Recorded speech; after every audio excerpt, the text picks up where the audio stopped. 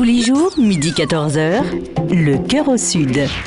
C'est un sujet dont on va beaucoup parler dans les prochains mois, le mariage homosexuel, appelé aussi mariage pour tous. Certains maires refusent catégoriquement de marier des homosexuels dans leur mairie. Ils viennent de lancer une pétition sur Internet. Parmi les signataires, le maire de Montfermeil, Xavier Lemoine. Bonjour. Bonjour. Merci d'être avec nous. Vous avez annoncé que vous refuserez de célébrer des mariages homosexuels. Pourquoi ?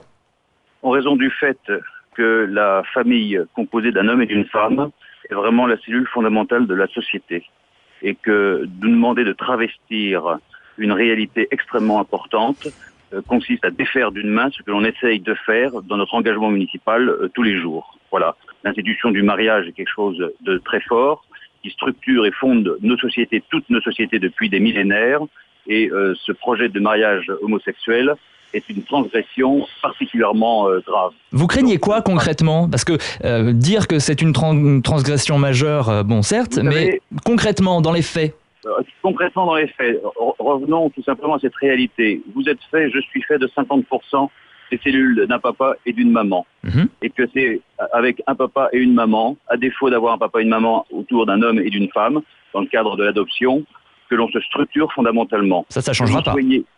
Eh bien si, justement, parce qu'il ne faut pas confondre l'amour que l'on peut porter à un enfant, l'éducation que l'on peut donner à un enfant, et la nécessité pour un enfant d'avoir à ses côtés un homme et une femme dans les jeux d'identification et de différenciation qui sont importants, qui structurent profondément la personnalité. Pourtant, les enfants issus de familles, par exemple, monoparentales, où la maman est peut-être veuve, ou alors des parents divorcés, ne sont pas complètement déstructurés mentalement, tous ces enfants-là ? Eh bien, écoutez, quand vous voyez la souffrance de bon nombre d'enfants, qu'ils soient adoptés, qu'ils soient de familles monoparentales ou tout simplement, hélas, de familles qui se séparent, eh bien, vous voyez la souffrance de ces enfants-là. Je pense qu'il n'est pas utile d'en rajouter pour des enfants qui, pour le coup, n'ont rien choisi.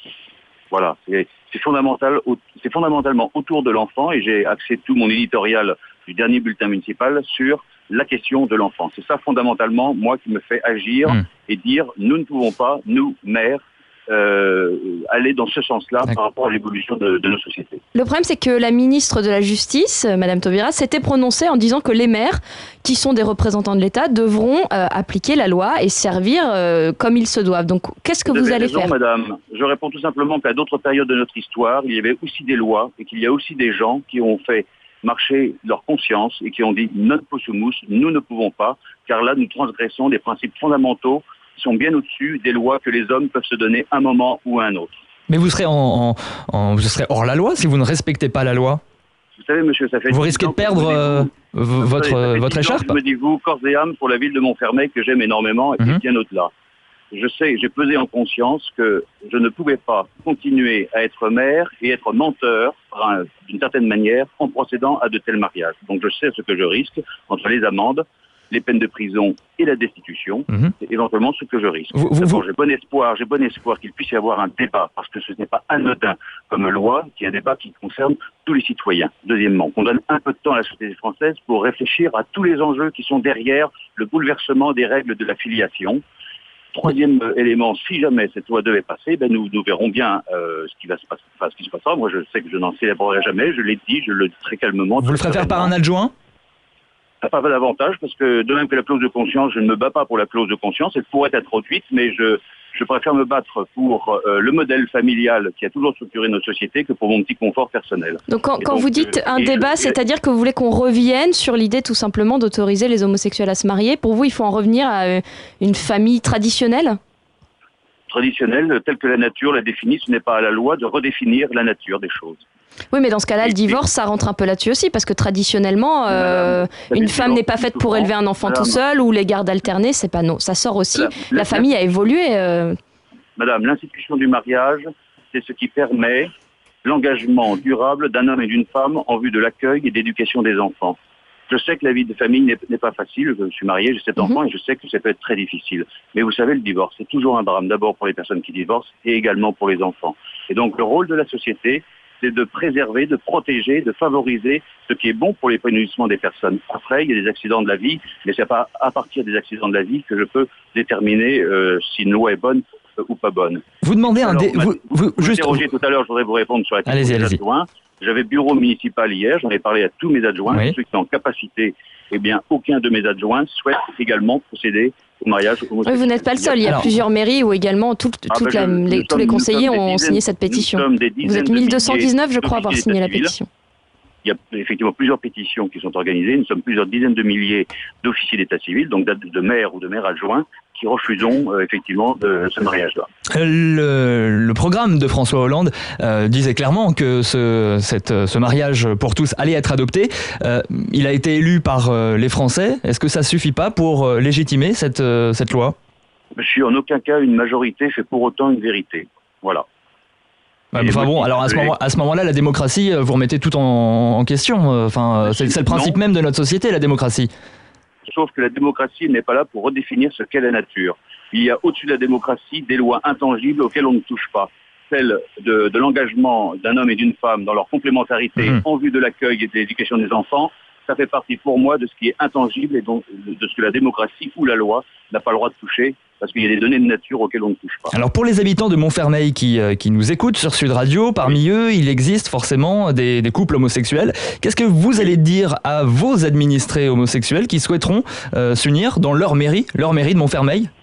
Eh bien, je leur dirai à peu près ce que je viens de vous dire. Allez voir ailleurs. Simplement. Non, pas aller voir ailleurs, c'est parce que je vous ai dit depuis 10 minutes qu'on est ensemble. Je pense avoir développé un certain nombre d'arguments de raison pour lesquels on ne peut ne pas être d'accord, mais ce n'était pas aller voir ailleurs et ce n'était pas un mépris, et ce n'était pas encore moins par le mépris que je traiterais ces gens-là, bien au contraire. Alors comment pourront-ils s'unir à Montfermeil ? Eh bien, écoutez, nous verrons bien lorsque les choses se présenteront. Mais j'ai bon espoir que cette loi ne passe pas.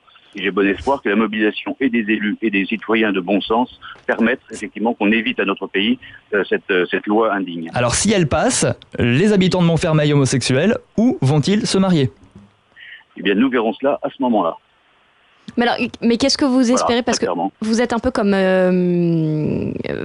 parce que pour le moment, la loi, elle va être votée. Alors, qu'est-ce qui pourrait créer un débat ou... Je ne sais pas si elle sera votée.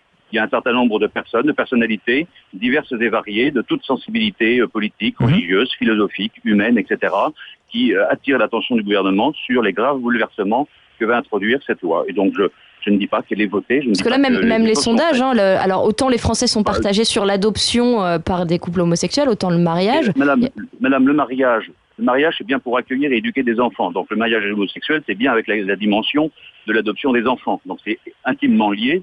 Et on est bien d'accord que l'adoption, si les Français sont contre, eh bien à ce moment-là, il faut être contre le mariage, puisque le mariage ouvre forcément, nécessairement, par mission même, par essence même, à la question de l'adoption des enfants. Vous voudriez un référendum comme Christine Boutin ?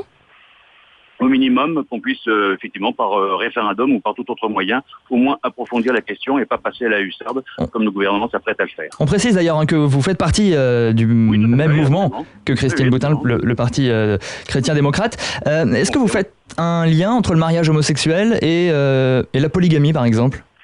Alors, c'est pas directement entre le mariage homosexuel et la polygamie que je fais un lien, c'est que dès lors que l'argument pour justifier le mariage homosexuel consiste à dire qu'il y a un sentiment et la société doit reconnaître ce sentiment, eh bien je dis à partir de ce moment-là, les sentiments sont multiples. Après, combien de personnes, à quel âge, quel lien de parenté, etc. Il n'y a aucune revendication aujourd'hui pour la polygamie en France. Oui, la polygamie, un certain nombre, ça commence. Extrêmement minoritaire. Oui, mais le mariage gay était ou homosexuel en tout cas, a été très minoritaire pendant un temps. Il s'apprête à devenir... Oui, mais parce qu'avant aussi, l'homosexualité n'était pas acceptée dans les mœurs. Maintenant qu'elle l'est, les personnes homosexuelles ont envie aussi de pouvoir vivre leur amour comme un couple normal. La polygamie, c'est quand même autre chose. Je ne me situe pas par rapport à l'envie que pourraient avoir ou pas des personnes homosexuelles. Je me situe par rapport aux enfants et la nécessité pour un enfant d'être accompagné par un homme et une femme.